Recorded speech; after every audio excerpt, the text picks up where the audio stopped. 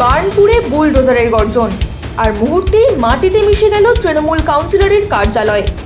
অভিযোগ, sell sport জমি দখল করেই তৈরি হয়েছিল এই অফিস। মঙ্গলবার সকালেই অ্যাকশনে নামে সেল কর্তৃপক্ষ।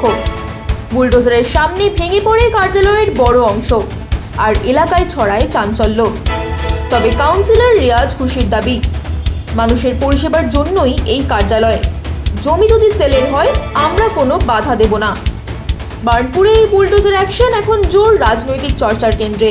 সব অফিস এইটা ভাঙবেন, আপনার যদি বলা হয়েছে পুরোটা এই বাউন্ডারি করে পুরোটা ভেঙে ওই আমাদের ফোন নাম্বার দিয়ে দেবো কি কথা বলে নিন।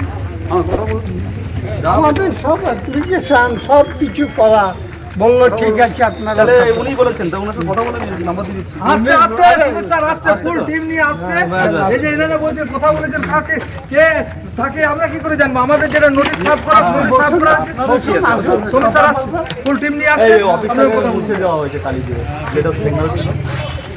কেন তো ওই পিএম